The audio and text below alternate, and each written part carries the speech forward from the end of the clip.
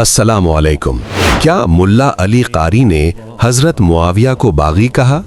क्या मुल्ला अली कारी ने हजरत मुआविया को खुरूज करने वाला कहा? आइए जानते हैं। बिल्कुल, और मुल्ला अली कारी आ रहा, बिल्कुल जवाब दे देखो, तुसी बड़ा मामू का दिफा करने से निकले हो ना।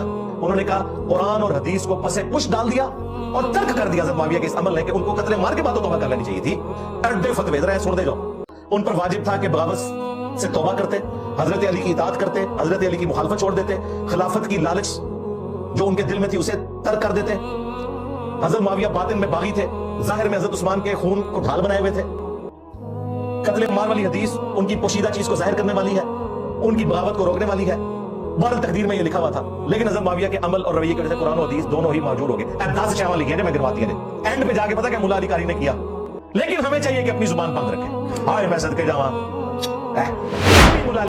अस्सलामु अलैकुम।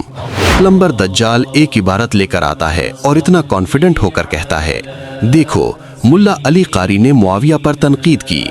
सुनकर लगता है जैसे प्लम्बर जाहिल ने पूरी इबारत पढ़ी हो, लेकिन हकीकत यह है कि सिर्फ कुल्तू तक पढ़ा और आगे का सफ़ा शायद भंग के नशा उतरने से पहले बंद कर दिया।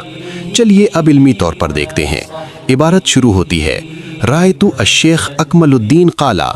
ये वही सेम पेज है जो इस दज्जाल पढ़ रहा था, लेकिन आधा। यहाँ से बात मुल्ला अली कारी की नहीं बल्कि शेख अकमलुद्दीन की नकल है। इसका तर्जमा है, जाहिर ये है कि मुआविया से जो तावील नकल की गई है और ये भी कि उसको उसने कत्ल किया जिसने उसे कत्ल के लिए निकाला, ये दोनों बातें उन पर बहतान हैं। यानी पहला हिस्सा मौला मुआविया अलैहिस्सलाम का दिफा, ना कि तनकीद।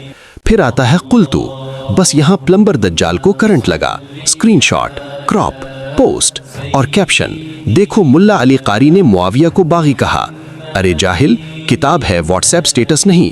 आधी लाइन से अपनी बात इबारत में डाल दी। अब कुल्तु के बाद की इबारत है, इज़ा काना अलवाजिबा अलैहिम फतबय्यना बिहाजा अन्नहु काना फिल बातिन बागियन व फिल ज़ाहिर मुश्तरियन बिद्दम्मि उस्माना मुराइयन। इसका तर्जमा है, अगर उन पर वाजिब था कि वो लोगों को खलीफा की इताअत की तरफ वापस लाते और मुखालिफत छोड़ देते, तो इससे ये निकलता है कि बातिन में बागी थे और ज़ाहिर में खून उस्मान का नारा लगा रहे थे। अब यहाँ दो चीज़ें समझो। पहली बात, ये अगर से शुरू है, ये कती हुक्म नहीं, ये कंडीशनल इल्ज़ाम है। दूसरी बात, ये फाइनल अकीदा नहीं बल्कि उसूली बहस है। लेकिन प्लम्बर दज्जाल ने क्या किया?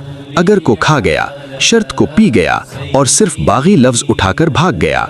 ये इल्म नहीं, ये सेलेक्टिव कोटिंग का नशा है, शायद वही भंग वाला। अब आगे सुनो जो प्लम्बर दज्जाल ने छुपाई हैं। इबारत के आखिर में मुल्ला अली कारी खुद कहते हैं कि ताकि रफ्ज़ और नस्ब से बचें और तमाम आल और सहाबा से मोहब्बत रखें। ये तर्जमा है, अकीदा में मियाना रवि इख्तियार करें, न राफजी बने न नस्बी, बल्कि तमाम अहले बैत और सहाबा से मोहब्बत रखें। अब सवाल, अगर मुल्ला अली कारी मौला मुआविया अलैहिस्सलाम पर तंज कर रहे होते तो क्या वो कहते तमाम सहाबा से मोहब्बत रखो, या कहते मुआविया को छोड़कर? लेकिन मुल्ला अली कारी ने कहा सब सहाबा से मोहब्बत रखो। यहाँ पूरी बात क्लियर है। पहले इल्ज़ामी बहस, फिर अहले सुन्नत का अकीदा, फिर गुलूफ से मना। लेकिन प्लम्बर दज्जाल ने आधी लाइन, पूरा शोर, इल्म ज़ीरो। फाइनल इल्मी नतीजा, मुल्ला अली कारी ने ना मौला मुआविया अलैहिस्सलाम की तौहीन की, न उन पर तंज किया, न फाइनल हुक्म दिया, बल्कि इल्ज़ामी बहस की, फिर अहले सुन्नत का अकीदा दिया, फिर गुलूफ से रोका। यानी मुल्ला अली कारी भी सेफ, मौला मुआविया अलैहिस्सलाम भी सेफ, अकीदा भी सेफ, और मुखालिफीन? आधी इबारत, पूरा प्रोपेगेंडा और इल्म ज़ीरो। ये रहा सराहा मिरकात का दूसरा स्किन पेज।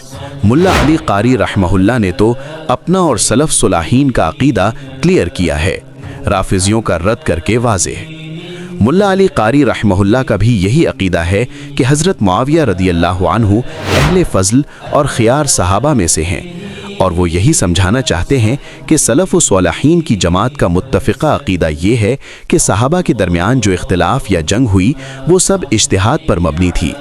इसलिए अहले सुन्नत का मसलक ये है कि सहाबा के बारे में सिर्फ भलाई और तारीफ़ के अल्फाज ही इस्तेमाल किए जाएं। ये प्लम्बर दज्जाल ने वैसे ही ख़यानत की है जैसे कुरान और सुन्नत में करता है। अब भी किसी को एतराज़ हो तो कमेंट बॉक्स ओपन है, कोशिश की जाएगी जवाब देने की इंशाअल्लाह।